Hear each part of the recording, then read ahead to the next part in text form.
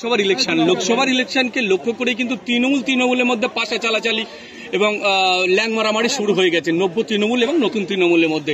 বিষয়টিকে কিভাবে দেখছেন? দেখুন, আদি আর নব্যর মধ্যে একটা লড়াই দেখতে পাচ্ছি আমরা।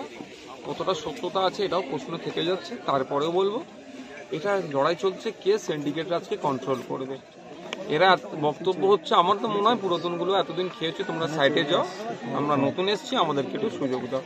এটা মানুষের কাজ করবে, মানুষকে উপকৃত করবে, এই স্লোগান এদের মুখে দেখতে পাচ্ছি না। এরা যে মানুষের হয়ে কথা বলবে দেখতে পাচ্ছি না। কোথায় আজকে দেখুন না, বেডের জন্য মানুষ হন্য হয়ে ঘুরছে, বেড পাচ্ছে না হসপিটালে, সেই নিয়ে এদের কোনো কথা নাই। আজকে ব্লাড ডোনেশন ক্যাম্প হচ্ছে, বন্ধ করে দেবো কি করে, তারা সেই নিয়ে তৎপরতা দেখাচ্ছে যে ব্লাড ডোনেশন ক্যাম্পগুলো যাতে বেশি করে আরো হয়, মানুষকে আরো সহযোগিতা করা তো দূরের কথা, এরা সবসময় বিলম্বিত করার চেষ্টা করছে। এদের লক্ষ্য হচ্ছে কতটা থেকে কতটা তোলা তুলতে পারবে, এই লড়াই এদের চলছে, আর কিছুই নয়। বাংলার মানুষ এদেরকে বুঝে গিয়েছে। 2024 নির্বাচন আসছে, এদেরকে কি আদি কি নবীন, যেটাই কি প্রবীণ, যেটাই বলুন না কেন, প্রত্যেককে পরাজিত করবে। বসিরহাটের বুকে আপনারা কি প্রার্থী দিতে পারবেন? অবশ্যই আমাদের ইচ্ছা আছে। বসিরহাটকে আমাদের 5টা সিটের মধ্যে একটা সিট আছে বসিরহাট, অনেক সিটই দেবো আমি বলছি, আর 5টা সিটের মধ্যে একটা সিট বসিরহাট, কারণ বসিরহাটের মানুষের সাথে বিচারিতা হচ্ছে। বসিরহাটে তথাকথিত একটা সংখ্যালঘু পরিবারের মহিলাকে নিয়েছে দাঁড় করিয়ে ভোট চুরি করা হয়েছে।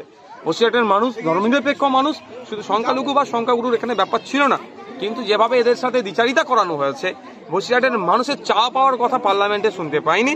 ওখানে গিয়ে বসিরহাটের এমপিকে টিকটক ভিডিও বা সেলফি তুলতে দেখা গিয়েছে, বসিরহাটের মানুষের কথা শুনেনি বা বলেওনি। তো আগামী দিনে বসিরহাটের মানুষ আর তৃণমূল কংগ্রেসের ফাঁদে পা দেবে না। তো বিজেপিকে তো পরাস্তই করবে, সাথে সাথে তৃণমূল কংগ্রেসকে পরাস্ত করবে। আগামী দিনে আইএসএফ এর প্রার্থীকে বসিরহাট থেকে জয়ী করে লোকসভার মধ্যে পাঠাবে মানুষের হয়ে কথা বলার জন্য। বসিরহাটের বুকে যেভাবে সন্ত্রাস সৃষ্টি হয়, আপনাদের ভোটাররা কি ভোট দিতে যেতে পারবে ভোট কেন্দ্রে? দেখুন, ওটা ইসিআই এর দায়িত্ব হচ্ছে সুনিশ্চিত করা, মানুষের রায় মতামত প্রদানের সুব্যবস্থা করে দেওয়া হচ্ছে, এটা দায়িত্ব হচ্ছে ইসিআই। আশা করবো ইলেকশন কমিশন অফ ইন্ডিয়ার হাতে থাকবে, তখন আর রাজ্য পুলিশ থাকবে না, সেন্ট্রাল ফোর্স থাকবে। যে গুন্ডা মস্তান যেগুলো যারা গণতন্ত্রকে হত্যা করে, তাদেরকে ধরে জেলের মধ্যে রেখে শান্তিপূর্ণভাবে অবাধ নির্বাচন করে দেখিয়ে দেবে যে মানুষের মতামত দেওয়ার যে জায়গাটা আছে, সংবিধানের 326 ধারায় উল্লেখ আছে, 18 বছরের ঊর্ধ্বে ভারতীয় নাগরিক হলে ভোটদান করতে পারবে, তার সুব্যবস্থা করে দেবে। প্রশাসন যদি সন্ত্রাস রুখতে না পারে, আপনার দলের কর্মীরা কি রুখে দাঁড়াবে? দেখুন, গণতন্ত্রকে রক্ষার জন্য আমরা গণতান্ত্রিক প্রক্রিয়াতে অবশ্যই কাজ করব। কেন্দ্র নতুন একটা আইন আনছে পরিবহন নিয়ে, সেই আইনের বিরোধিতা করে বিভিন্ন জায়গাতে ক্ষোভ বিক্ষোভ, রাস্তা অবরোধ শুরু হয়েছে, কি বলবেন? দেখুন, কেন্দ্রের যে পরিবহনের ক্ষেত্রে যে আইনটা নিয়ে এসেছে, আমিও কিছুটা পড়লাম, আমি মনে করলাম ওটা ড্রাইভার ভাইদের সম্পূর্ণ বিপক্ষে গিয়েছে। আমিও ড্রাইভার, মধ্যে মধ্যে আমাকেও গাড়ি চালাতে হয়, আরো ড্রাইভার যারা আছেন তাদের সম্পূর্ণ বিপক্ষে গিয়েছে। আমি একটা কথা বলে রাখি, আমিও যখন ড্রাইভ করি বা আর 5টা ড্রাইভারকে জিজ্ঞাসা করবেন, ড্রাইভার ইচ্ছাকৃতভাবে একটা পিঁপড়েকেও মারতে চায় না। অনেক ক্ষেত্রে আপনারাই অনেকে খবর করেছেন যে একটা কুকুরের বাচ্চাকে বাঁচাতে গিয়ে গাড়ি সমেত পাল্টি খেয়েছে, প্রাণ গেছে। তাহলে সে ইচ্ছাকৃতভাবে, মানুষ তো মারা তো দূরের কথা, কুকুর বাচ্চাকে মারতে চায় না। তাহলে যেভাবে 7 বছর 10 বছর জরিমানা করা হচ্ছে, ড্রাইভারদের উপর চাপিয়ে দেওয়া হচ্ছে, এটা মেনে নেওয়া যায় না। এর বিরোধিতা আমরা করছি। আমি আশা করব কেন্দ্র সরকার এই বিলটাকে নিয়ে বিবেচনা করবেন। এই বিলটা নিয়ে ওই অ্যাসোসিয়েশন যারা আছে, ট্রাক ড্রাইভার যারা অ্যাসোসিয়েশনের সাথে বসে একটা ওয়ে আউট বার করবে, যাতে করে ড্রাইভাররাও আমাদের সমাজের একটা অংশ, তাদের উপরে চাপিয়ে দেওয়া অনুচিত বলে মনে করি। তৃণমূলের প্রতিষ্ঠা দিবসে সন্দেশখালীর তৃণমূল নেতা শেখ শাহজাহান বিরোধী দলনেতা শুভেন্দু অধিকারীকে বুনো মোষ বলেছেন, কাথির বুনো মোষ, এটা কিভাবে দেখছেন? এই ধরনের, দেখুন, যদি বিরোধী দলনেতার ক্ষেত্রে বলছি, যার ক্ষেত্রে হোক, যদি এই ধরনের অবাঞ্ছিত মন্তব্য করে, এটা কোনোভাবেই কাম্য নয়। আমরা জনপ্রতিনিধি, আমরা বা যারা রাজনীতি করতে এসেছি কিসের জন্য? রাষ্ট্রসেবা, রাষ্ট্রবাসী সেবা করতে। রাষ্ট্রসেবা, রাষ্ট্রবাসী সেবা করতে গেলে কাউকে বুনো মোষও বলতে লাগে না, কাউকে গালাগালিও দিতে লাগে না, কাউকে অশ্লীল ভাষা প্রয়োগ করতে লাগে না।